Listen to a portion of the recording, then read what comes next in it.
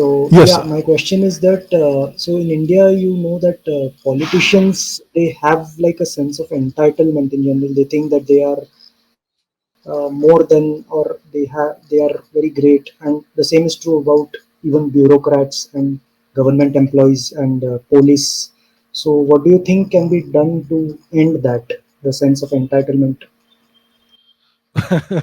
well, you would need a very powerful and strong leader who can get the bureaucrats in line. And see, one thing that really, really works in favor of the bureaucrats is that you can fire them. No matter what they do, whether they indulge in corruption or do something very bad or whatever, you cannot fire them.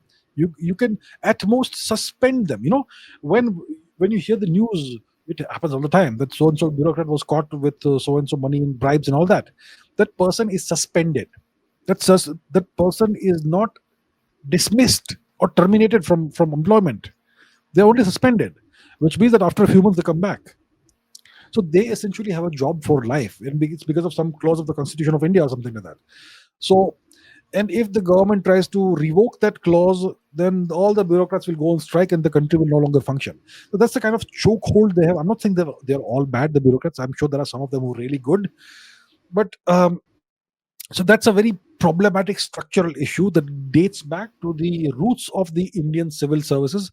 We call it the IAS, right? Indian Administrative Services, but originally it was called the Indian Civil Service by the British, and the IAS is nothing but a continuation of the British Indian Civil Service, and they constructed it in such a way that it's ended up being what it is today.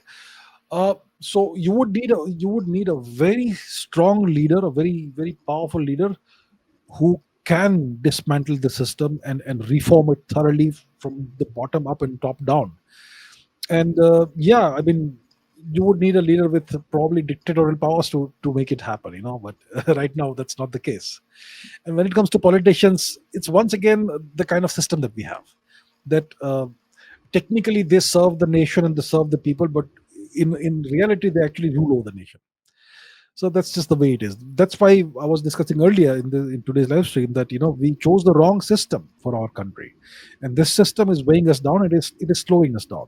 If we could have reached, I mean, you know India could have grown much faster and much better with a different kind of system. But that's just what we have. So we have to do whatever we can despite the system.